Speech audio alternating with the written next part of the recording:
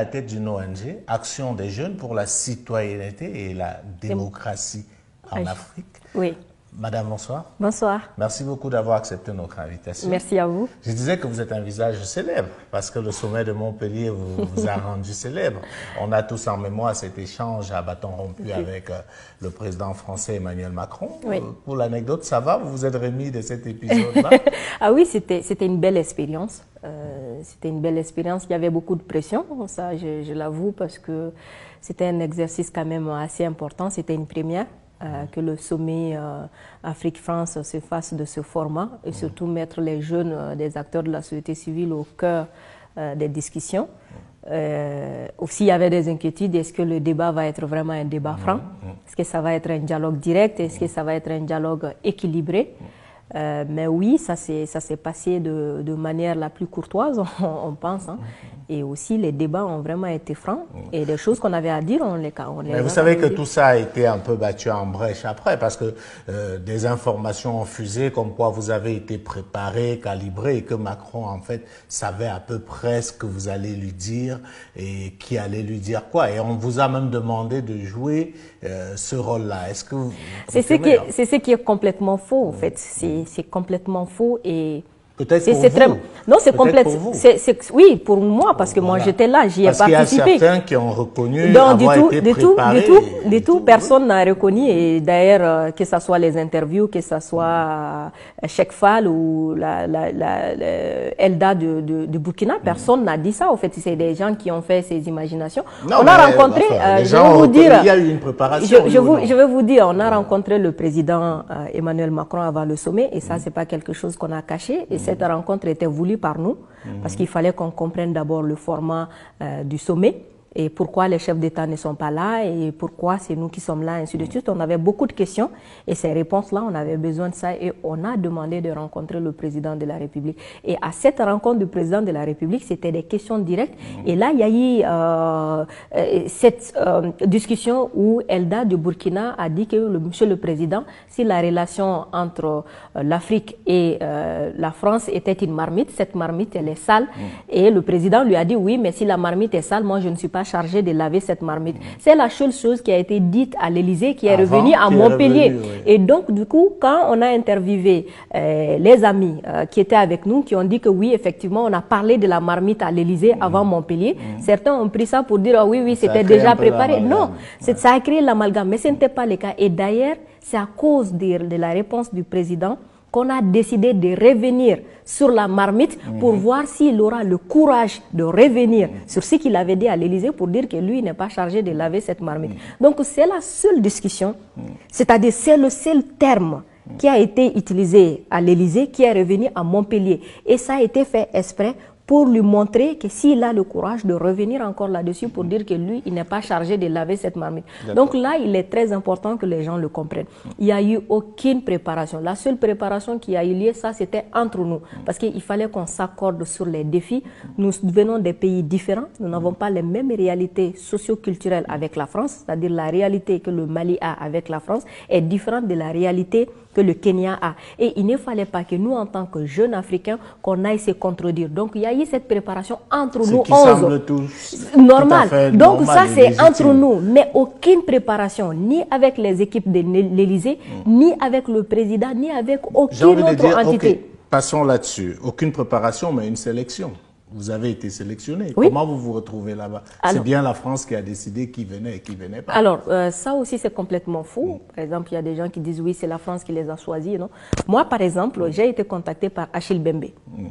Pour conduire. Qui a été désigné par la France. Pour conduire, je viens. Achille Bembe qui a été désigné par la France. Je viens. C'était pour conduire des débats au niveau des quartiers par rapport à la relation Mali-France. Qu'est-ce qui ne va pas? Qu'est-ce qu'il faut faire? Qu'est-ce que nous, en tant que jeunes, nous voyons la chose? Et moi, j'ai conduit ces débats-là. Et c'est à la suite de ça que Achille Bembe me dit, il y aura le sommet, est-ce que tu serais intéressé à participer au sommet? Je dis, il n'y a pas de problème. Moi, c'était pour participer au sommet. Et après, on m'a contacté pour dire, ah, il y aura une discussion avec le président de la République. Est-ce que, comme tu as conduit les débats au niveau des quartiers et autres, tu serais intéressé? Je dis, il n'y a pas de problème. Et c'est comme ça. En fait, pour moi, je suis une actrice de la société civile.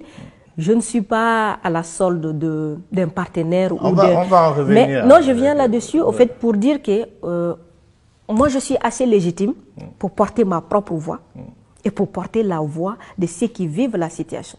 Donc, ce n'est pas une question de qui t'a choisi et autres. Et c'est ce qui a été dommage en Afrique. D'ailleurs, même pour les journalistes africains, au lieu de se focaliser sur des choses qui ont été dites dans le forum, dans le sommet, ou le contenu du sommet, les gens étaient plus sur la forme. Mais il faut comprendre qu'il y avait une polémique.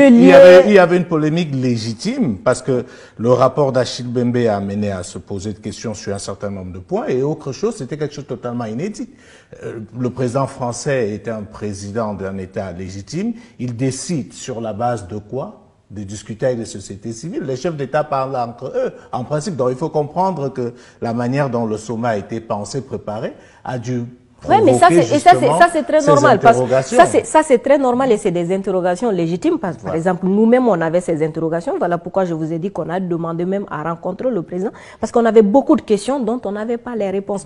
Je ne sais pas si vous avez lu le rapport d'Achille Bembe. Bien sûr, j'ai pris la peine de le lire. Et vous avez vu que c'est un rapport très critique. C'est un rapport très critique. Au-delà des critiques, mais je vous donne mon avis de journaliste. Il a beau être critique, mais il règle aucun problème. Oui, non, mais ce n'est pas un rapport. Je suis désolé, un rapport ne pourra jamais régler. Le but, c'était de régler le problème de la relation tumultueuse entre la France et je suis désolé, c'est pas un rapport. C'était de faire des propositions concrètes.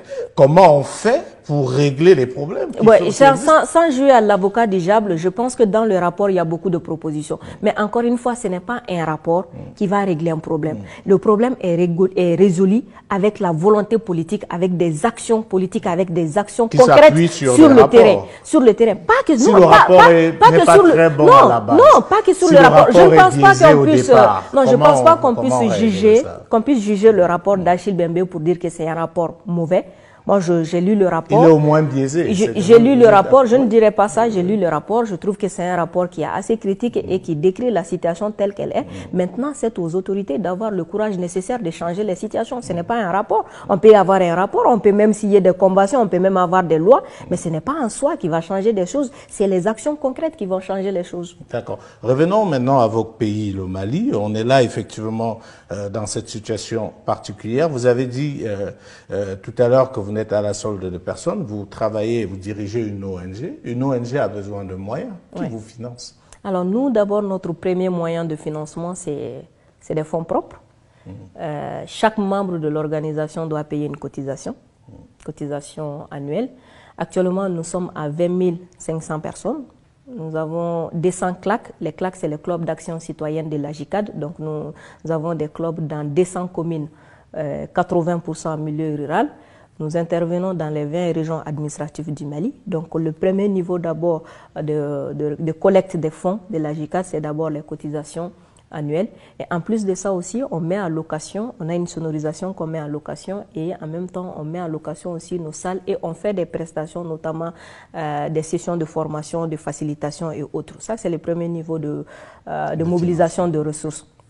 En plus de ça, on développe des initiatives, on postule à des appels à candidature, on envoie nos offres et souvent nos offres sont retenues par des partenaires. Nous travaillons avec l'ambassade du Danemark, nous travaillons avec OSIWA, Open Society for West Africa, nous travaillons avec Oxfam et autres. Donc à chaque fois, si on voit des appels à candidature, donc on dévelope des initiatives et on postule. Donc vous avez des financements extérieurs? Oui, on a des financements extérieurs. Parce que vous avez justement dans l'une des structures citées, parler d'Open Society. Oui, Open Society for West Africa, oui, OSIWA. Est-ce que vous connaissez qui est derrière?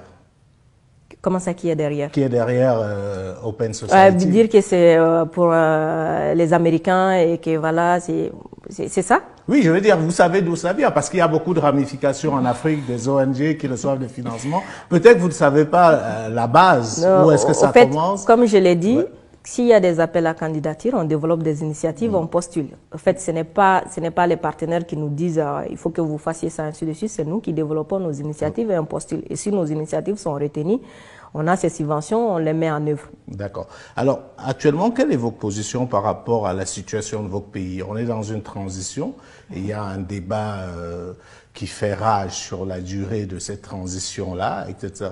Vous avez été très critique dès le début. Vous avez pris position dès le début par rapport à cela. Est-ce que vos positions ont évolué aujourd'hui? Quelle est l'appréciation que vous avez? Alors moi, ma position depuis le début, c'est toujours que la solution n'est jamais d'aller vers un coup d'État ou autre, que ce n'est pas les coups d'État qui vont régler les problèmes. La position depuis le début, c'était qu'il ne faut pas surcharger une transition. Une transition n'a pas vocation à tout faire. Et ça, c'est toujours le cas. Et l'autre chose, c'était de mettre plus l'accent sur le contenu de la transition que sur la durée de la transition. Et j'ai l'impression qu'on est en train de commettre les mêmes erreurs. Au lieu d'identifier les missions principales de la transition pour dire voici ce que la transition doit faire, on se focalise sur les délais. Et pour moi, c'est les actions qui déterminent la durée et non pas la durée qui doit déterminer les actions. Donc c'est la même chose actuellement qui se passe encore.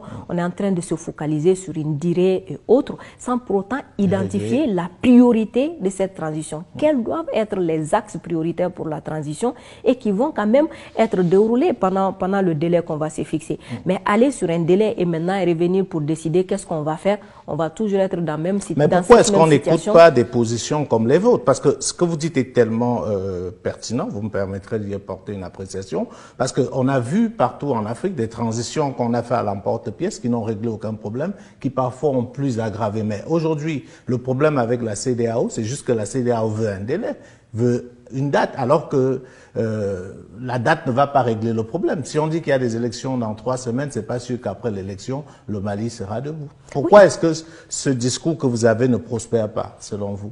Oui, bon, ça ne prospère pas parce qu'on est plus préoccupé à la prolongation de la transition qu'au contenu de la transition. Et ça, on l'a toujours dit. Depuis le départ, depuis le premier gouvernement de cette transition, nous, on a dit que le plan d'action du gouvernement était trop ambitieux pour une transition et qu'il faut d'abord faire l'état général avec l'ensemble des syndicats et autres pour faire taire d'abord les revendications syndicales, c'est dire que nous sommes dans une période transitoire, identifier les priorités et se donner les mains pour l'atteindre. Depuis le début, c'est ce qu'on a dit. Malheureusement, ça n'a pas été entendu. Il y a eu un second coup d'État et quand il y a eu un second coup d'État, c'était la même chose. On a dit il ne faut pas que la transition travaille uniquement que pour sa prolongation. Malheureusement, pendant 9 mois, on était plus préoccupés par la prolongation. Mais parce qu'il y a la pression de la communauté internationale qui dit donnez-nous un calendrier. Oui, mais au fait, moi je trouve à ce niveau que c'est très bien quand on dit donner un calendrier, donner un délai, donner ça. C'est très bien parce que là, on nous laisse nous choisir. Ce n'est pas arriver à des sanctions où la CEDEAO viendra pour dire vous ne pouvez pas dépasser 12 mois, vous ne pouvez pas dépasser 16 mois. Moi, je pense qu'avant d'arriver à ce niveau, c'était à nous vraiment de faire d'abord les états généraux à l'interne et de dire, bon, voilà, en fonction de nos priorités, voici les délais qu'on se propose. On a proposé 5 ans la transition, mais la plupart des Maliens l'ont appris lors du sommet de la transition qu'on a proposé 5 ans. Ce n'était pas ici, ça n'a pas été discuté ici. Les assises nationales, j'ai participé aux assises nationales de la transition. Pendant les assises, il y avait des propositions de 3 mois, des propositions de 6 mois, des propositions de 1 année, des propositions de 2 ans, certains proposaient jusqu'à 5 ans. On n'est pas sorti. On a même entendu 10 ans. On n'est jamais sorti avec pour dire voici la proposition que les assises ont retenue. On a dit les assises proposent un délai de 6 à 5 ans. C'est vague. Qu'est-ce que la majorité a choisi et sur quelle base? Et moi, je pense que aller s'asseoir et discuter du délai de la transition comme ça, c'était déjà de l'utopie au fait. On se voit la face parce qu'on doit identifier le délai en fonction des priorités. Je n'ai aucune légitimité d'aller à une assise pour dire que je propose une transition de 6 mois, une transition de 12 mois, une transition de 5 ans. Je le dis sur quelle base? En fait, pour moi, c'est assez technique. Il y a un travail préalable à faire et ça doit être travail qui doit fixer le délai. Donc aujourd'hui, on rentre dans un cycle de négociations avec la CEDEAO qui parle de 12 mois ou tout au plus de 16 mois et autres. OK, si on accepte les 12 mois ou les 16 mois, alors qu'on n'a même pas identifié à l'interne d'abord quelle va être la priorité, mais au bout de 12 mois ou de 16 mois, on sera encore taxé de ceux-là qui ne respectent pas leurs engagements et on aura des arguments légitimes pour dire que non, ce n'était pas notre délai, c'était un délai qu'on nous a imposé. C'est comme les délais de 18 mois. Personne n'a imposé les délais de 18 mois. Ça a été décidé lors des concertations nationales auxquelles j'ai pris part. Et ces concertations aussi, c'était ça, de 12 mois à 18 mois. La réalité aujourd'hui, Adam Dicko, c'est qu'on est dans une sorte d'impasse. Ceux qui peuvent décider justement de la durée de la transition, ce sont les Maliens. Comment on leur donne la parole? Oui, mais c'est ce qui est dommage parce qu'à chaque fois qu'on arrive à leur donner la parole? Au fait, c'est là où moi je ne suis pas d'accord.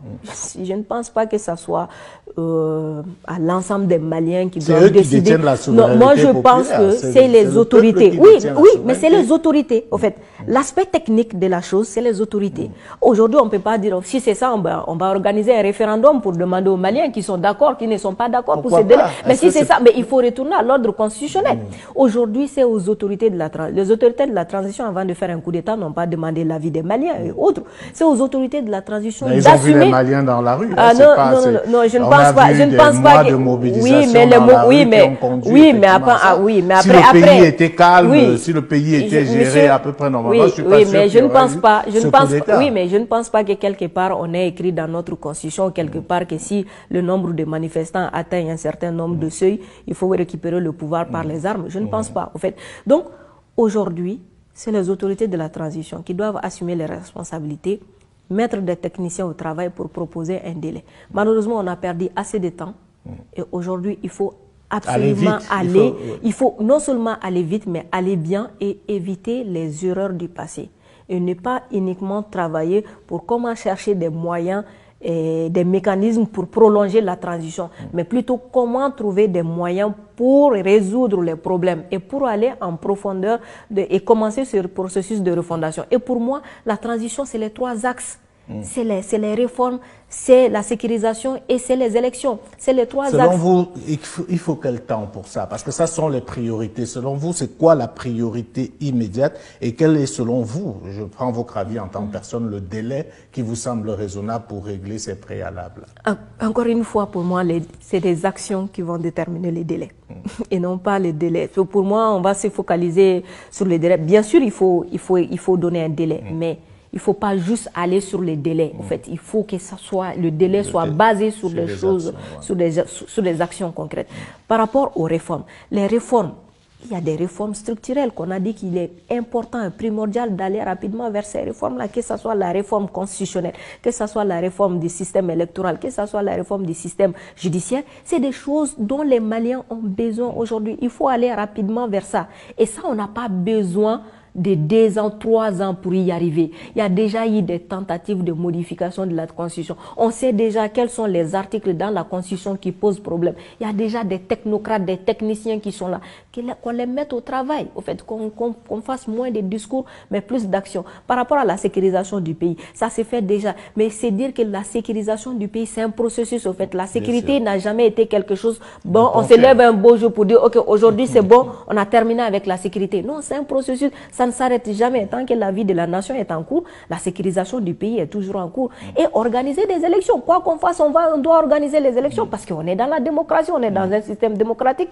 S'il y en a qui pensent qu'ils ont vraiment cette popularité et autres, mais qu'ils aillent aux élections. C'est mieux que de continuer dans ce schéma-là. Vous savez aussi que les élections en Afrique, malheureusement, se passent souvent de manière très curieuse. Voilà pourquoi je mets l'accent sur les réformes. Il ne faudrait pas qu'on revienne, oui, je disais déjà ça à l'un des intervenants sur ce plateau, qu'on tombe dans le piège du toute élection. Oui. On a bien vu que les élections en Afrique sont parfois sources de crise. Voilà pourquoi, aggravent plutôt des situations. Voilà pourquoi je dis qu'il faut aller vers ces réformes, les réformes du système électoral. Tout le monde connaît aujourd'hui le poids de l'argent dans notre démocratie. Aujourd'hui, tu es candidat aux élections, si tu n'as pas d'argent, tu ne peux pas passer. Les acteurs politiques le savent. Pas seulement au Mali, ce n'est pas seulement, mais comme je l'ai dit, au fait, quand on a mal à la tête, on cherche un médicament. On ne se dit pas que bon, je ne suis pas la seule à avoir mal à la tête. Il y a des gens ailleurs qui ont mal à la tête. Je laisse mon mot de tête. Non, tu te lèves, tu cherches un médicament pour ton mal de tête. Et ça doit être la même chose. C'est-à-dire, on doit se dire que ce n'est pas normal.